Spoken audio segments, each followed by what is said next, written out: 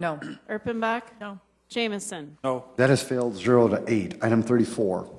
A resolution authorizing the mayor to enter into a professional architectural and engineering design services agreement between the city and Koch Hazard for the Sioux Falls Administrative Office Building, along with other documents, amendments, change orders, or other instruments as may be deemed necessary and appropriate, consistent with the terms of the agreement. Sue, welcome. Good evening.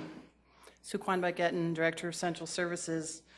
I'm here tonight with Karen Leonard from the City Attorney's Office and also Tracy Turback from the Finance Office to do a short presentation about the A&E contract.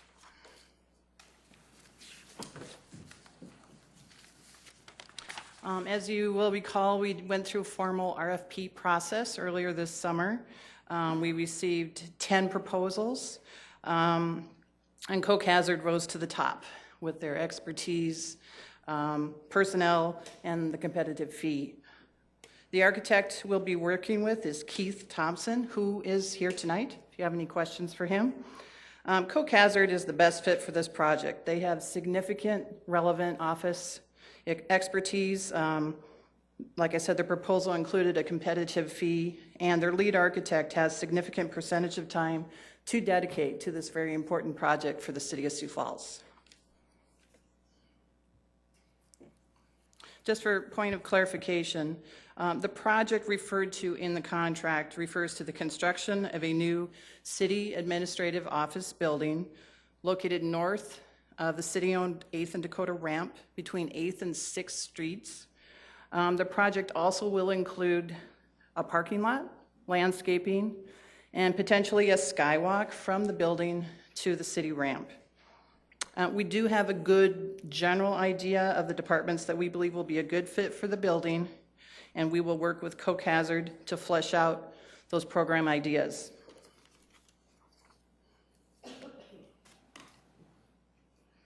These exhibits will be prepared post-contract execution with the city's architect and construction manager, mutually agreeing upon the program, budget, and schedule. We do plan to build an energy-efficient building designed to meet basic LEED certification requirements. And at this time, I'm going to turn over the presentation to Karen Leonard, our Chief Assistant Attorney, who will walk us through the contract phases. Thank you, Sue. Welcome, Karen.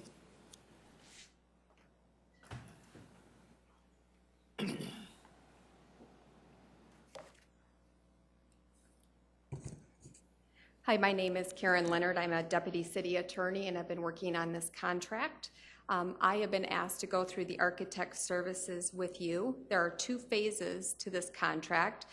The first phase will deal with 2 subparts to it, and we are using a phased approach. The contract does expressly state that we can terminate the contract if the council chooses not to proceed. Under the subparts of phase 1 is programming and schematic design. The program is going to be, it's defined as the owner's conceptual ideas, and they will be further developed and become the formal program of the project. Once the program is established, we will work with that information from the program upon which the schematic design documents will be prepared. The schematic design is the preliminary design illustrating the scale and relationship of the project components, and the schematic design then replaces the program. In phase 2, we have 4 subparts, and so we take the schematic design, and each one of these builds off of each other. We take the criteria and parameters from the schematic design to create the design development documents, and this will be a more detailed plan consisting of drawings, plans, sections, elevations, typical construction detail, layouts of building systems as to architectural, structural, mechanical, and electrical systems. And once approved by all the parties, the design development documents will replace the schematic design. At the conclusion of the design development, the parties will meet to understand the cost of the work will be established through the GMP package. And based on the design development documents and the creation of the cost of the work, the GMP package will establish the construction documents by setting forth the parameters of the construction documents. The construction documents must conform to the GMP, and the construction documents describe the work necessary to bid and construct the project.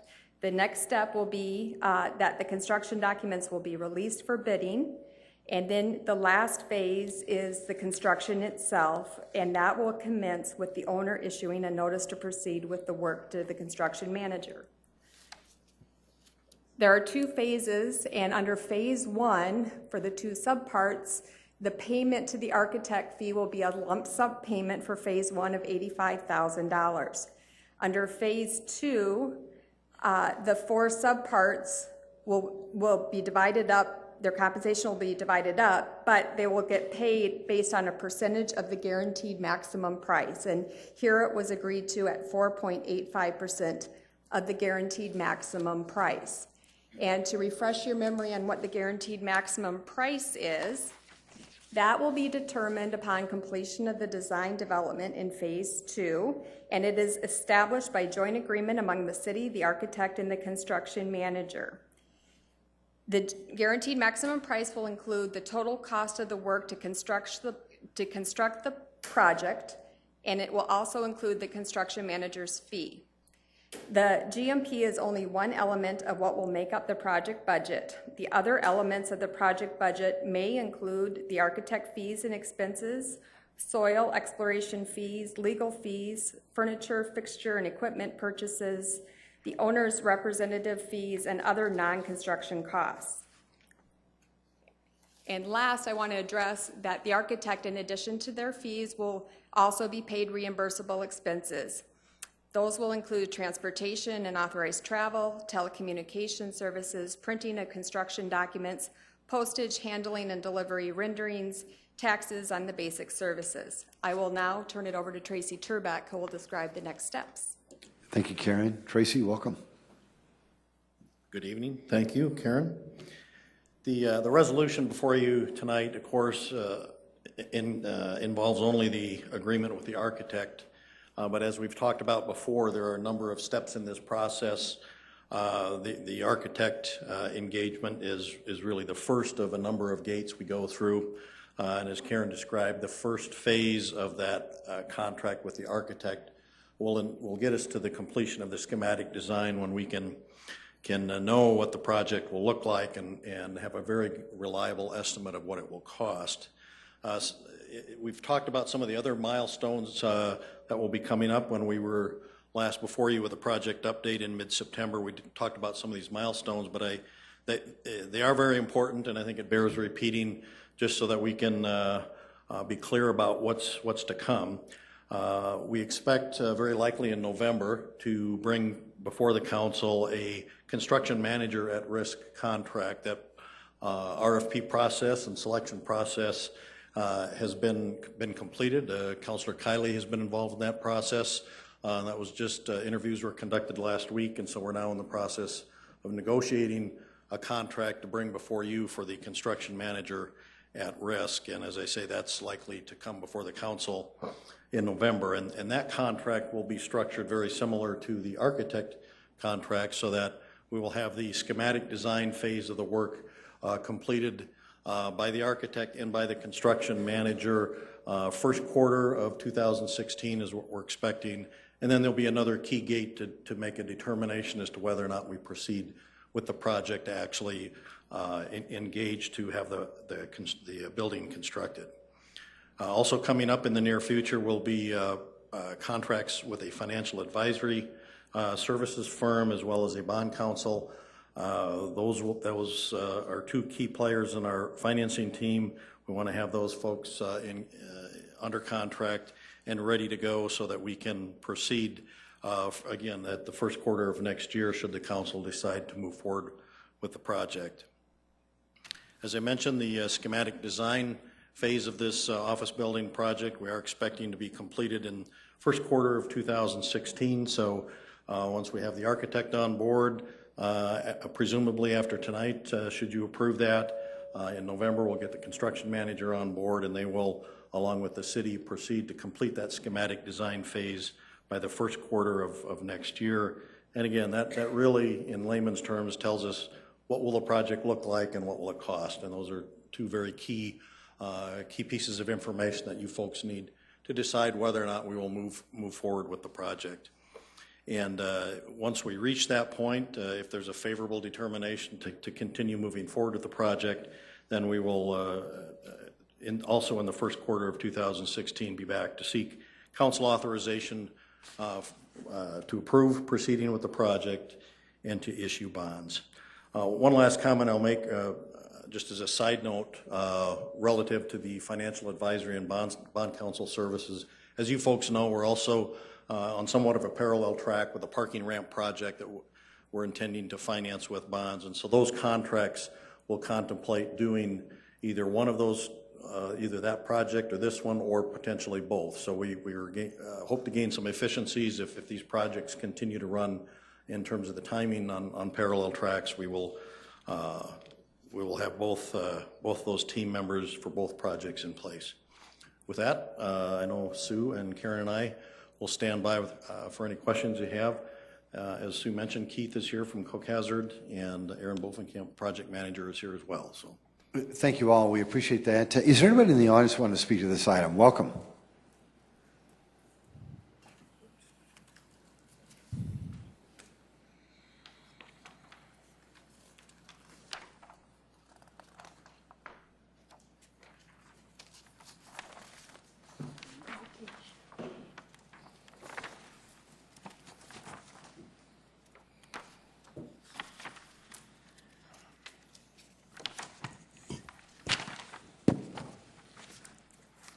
My name is Bruce Danielson. I'm up here again tonight. And I just wanted to show you what 105 pages of a contract looks like. I emailed all of this to you the other day as soon as I got a hold of it, just to see what kind of comments I would get back, and also just make sure you guys had a chance to read the whole 105 pages. A few of us actually did. And with these 105 pages, it includes a contract we're discussing. And I'll ask all of you, have you actually read it? You've had a lot to read and study this weekend. We have a meeting that was shoved up a day, and so you had that much less time to work on anything. And so, did any of the contract make sense to you if you did have a chance to read it? I did send in the email 2 clauses that bothered me a lot. But looking at the pages near the end of the admin building contract is useful to us. I just handed out 13 questions because it shows us in the admin building contract that it's the dirty or working copy. And it helped us understand the differences between the event center contract and this one. Now, that was the Mortensen contract. This is Koch Hazard's. There's some differences going on here, but essentially it's the same contract, only more restrictive. It shows, among other things, how they inserted sections 12.1.1 and 12.1.2. These sections say it will be secret and the architect cannot talk about it. We are barred from copying this contract or printing it per this red line advisory. I mean, that's actually in here. And so, if you're going to arrest me, arrest me. But we printed it out. We're going to start asking more of these questions. Our city attorney's good at this tactic if we expose stuff that seems to be hidden.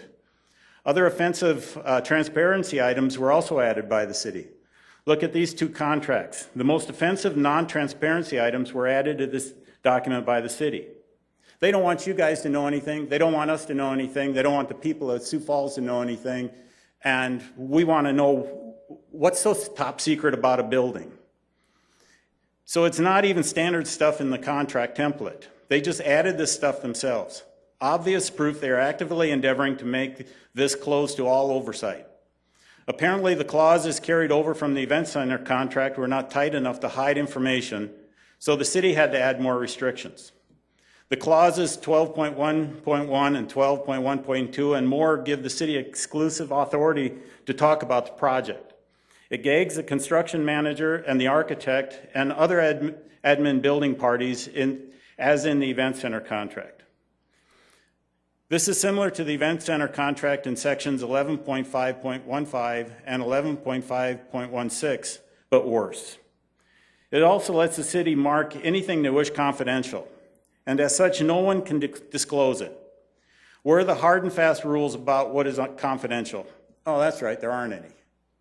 It seems to me tonight is the night the council either affirmatively demands that the public and the council be allowed to know information about the project, or they hand over the authority to the city and affirmatively give up their and the public's right to know.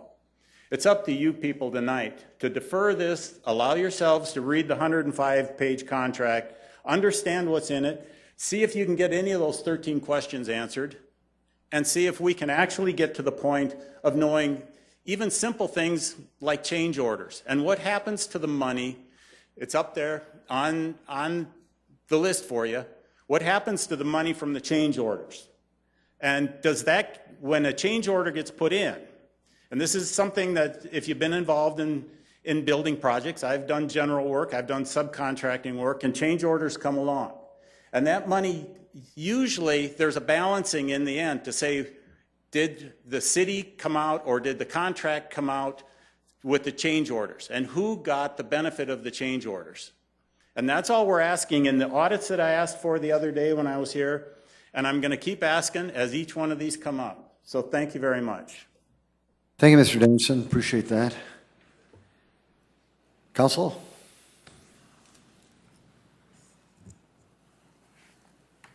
Yes, Councilor Kiley. First of all, could Karen or Aaron or Sue respond to some of Mr. Danielson's concerns here, please?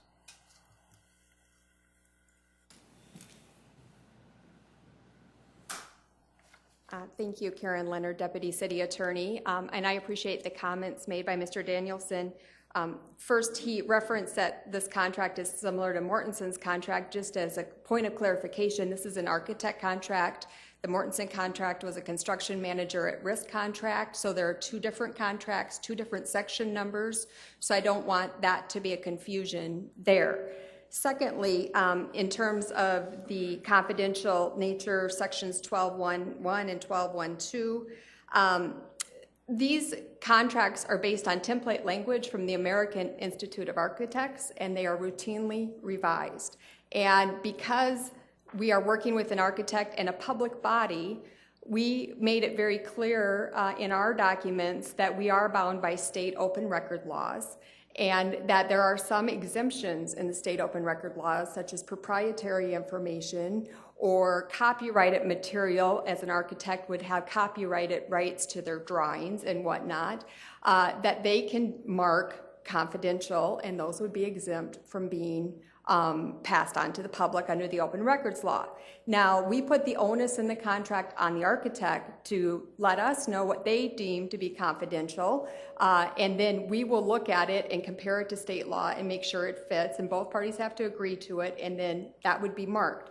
So that if there was an open record request, we would go ahead and release that portion of the contract that is not deemed confidential. So that is very standard. Oftentimes these AIA templates are used in the private business and sector, and they wouldn't have to deal with what we do as a public body. So that is the reason for that.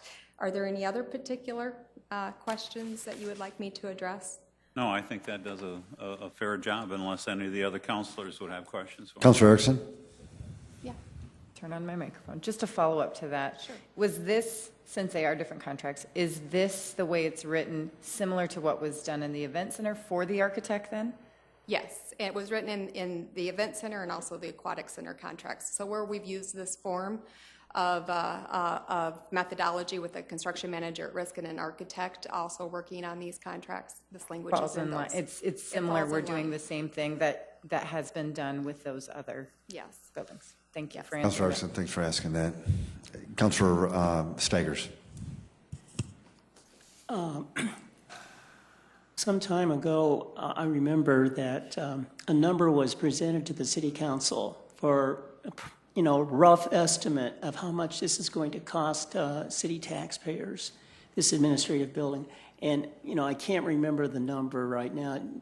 Can you give us a number on how much this is going to be? I'm going to let Tracy Turbeck answer that for you, Councilor. Thank you. Tracy Turback with the Finance Office. There has not been a cost estimate provided for this particular project, and that really is the point of the schematic design process, is to develop the project and the plan for the project to the point where we can determine a reasonable, reliable cost estimate. So come first quarter of next year, should this contract and eventually the construction manager contract be approved, we will be able to answer that question for you. Not only what will it cost, but give you a much better picture of what the project will look like. Yeah, I guess it's important for the city council to know as soon as possible, what the possible, how much we're going to be paying for this. And I don't know if anybody else on the city council remembers a number. I remember this number, $4 million or something. No, everybody's shaking their head no. Oh, okay. There was Nobody's. no number. But it seems like we should have a number as soon as possible so we can, know if we're making a good decision here. But I certainly agree. It's important to have a number, but it's important to have a reliable number, and that's what our intention is to have the architect and the construction manager work with us over the next several months to determine what that cost estimate is. And the only way to do that is to engage these professionals that can really tell us what it will take to construct the building that we need. Also, well, We have to spend a little money, I guess, to answer those questions is kind of the bottom line, Counselor. so January's been mentioned, early next year's been mentioned as when we're going to get some more information. Is that fair to say? Then we can look forward to getting some numbers around January of 2016? Sometime during that first quarter of 2016. Yay. Before we would come back to you and ask you to appropriate dollars or authorize bonds to be sold for the project, I think it's only fair to you and to the public to know and have a really good, reliable cost estimate as to what the project will cost and what it will take in terms of a bond issue to pay for that. So before we move beyond the schematic design phase, which will give us that estimate, we'll be back before you with that answer. Okay, thank you. Councilor Jamison. Tracy, if you could stay first, I want to make sure I'm reading it right. Is it, could you just, the fee that the city would be paying for the architectural design work, is that $85,000?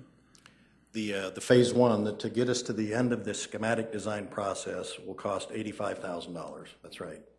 And then just next sequence would be the contract manager at risk, and that would be another fee that would be, and right, and as I mentioned, that contract will be structured in a similar fashion where we've got a fee to get us to the end of schematic design, so that will have the preliminary cost for the architect to complete the schematic design, an initial cost for the construction manager to complete the schematic design, and then we're at a point where we have that reliable cost estimate without a commitment to move forward until you folks make that decision. gotcha, I think That I makes got sense. it. Thanks. Councilor Karsky. Thank you. And Councilor Jamison, that was kind of my question. We begin with an $85,000 fee. It's pretty much non-refundable. That's what we're paying the architect to draw up the design of the building. The preliminary design, right?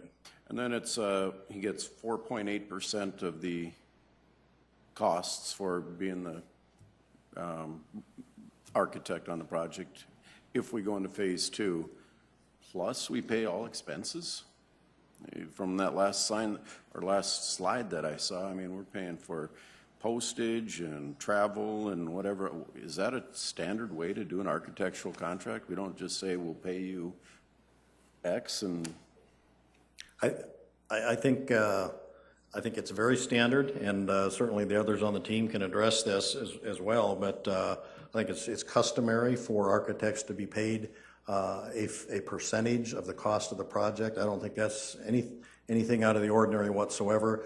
I also think it's very typical to have a contract where their out-of-pocket expenses are also reimbursed. And I believe Karen can correct me if I'm wrong, but I believe that's just a straight pass-through there is no markup. Sometimes you might see that in contracts where reimbursables have a markup, but I don't believe that's the case here. Okay, I went into the wrong business. Well, I don't know. I got my insurance bill last week. I think you maybe are. Tracy Trebek, thank you.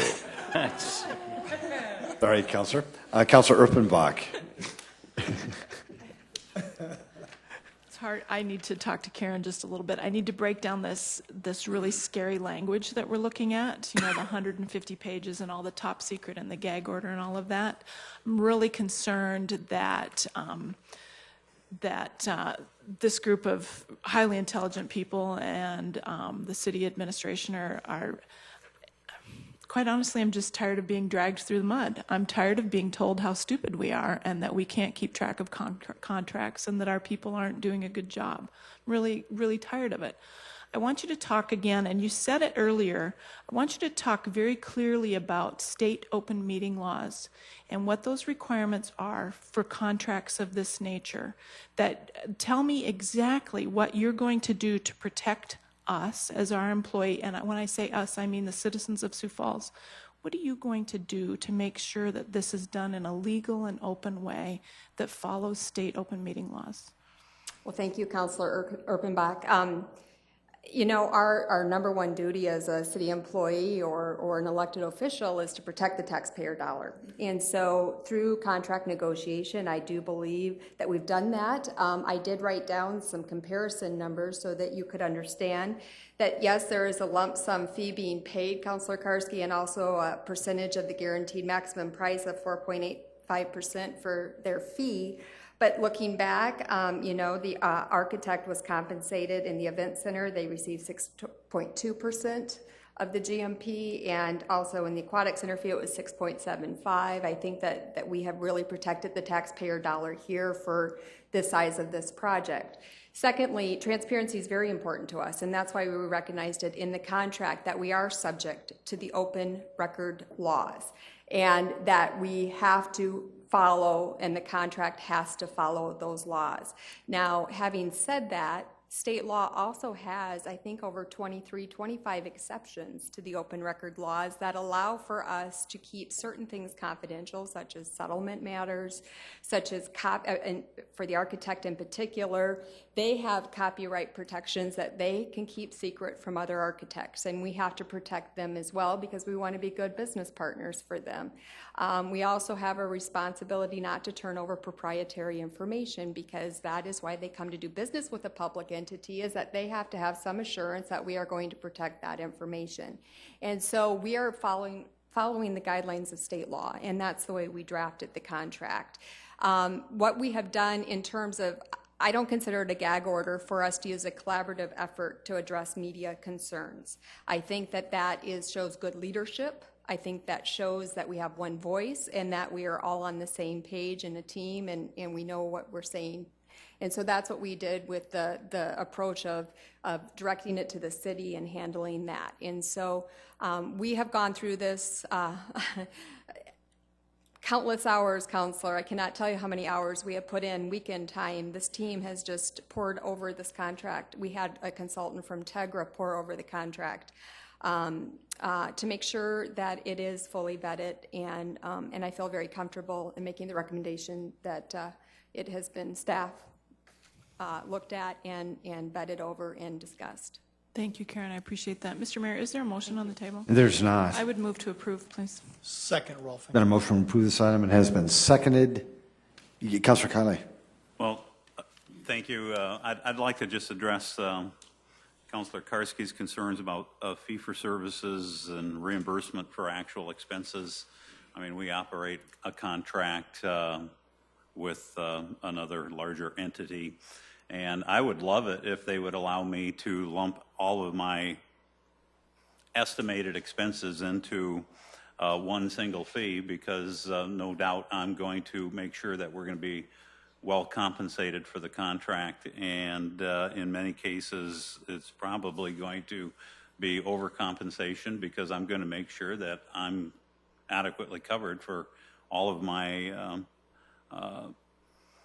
estimated expenses up front, whether I've incurred them or not. So I think this has probably been proven time and again that this is the appropriate way to do that without paying out unnecessary funds. And we have gone through a number of informationals now on this. I think we're up to 3 informationals that we've had presented. We've had a number of emails that have been sent out, and some just here recently in the last few weeks. We've received at least 2 with the timeline, and so on.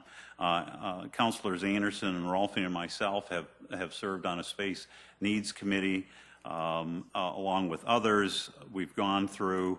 I was part of the review of proposals for architect, and I do believe Koch Hazard is the obvious choice here from the 10 proposals that we had received. Keith and his team are going to do an excellent job. We've actually have just completed the construction manager at risk review of proposals. So at some point here in the future, a CMR contract will be presented to this council. And then at that point, Councilor Staggers, we will be able to come up with the scale and scope of the building, because now we've got the actual experts. And you have asked the question, you know, what is the dollar amount? And it's probably tempting to throw one out. I mean, I'm not a contractor, I'm not an architect. I have slept at a Holiday Inn, so I could give you a guess, but it would be just simply that. And I think if we want to have an accurate, this is an accurate amount, this is the process that you go through. So we're working slowly to that end, and this is just one step in that process of determining the overall cost. So I thank Aaron and Sue, Councilor, and Karen as well for the hours they've put in, as well as Councilors Anderson and Rolfing on this particular project. And I would urge your approval on this evening. Councilor Anderson Jr., did you have a comment, sir? No. Okay, thank you. A roll call vote, please. Council members Karsky, Yes. Kiley, Yes. Rolfing, Yes. Staggers, No. Anderson, Yes. Erickson, Yes. Erpenbach, Yes. Jamison. Yes. That is passed 7-1. Thank you, Council. Item 35. A resolution advising and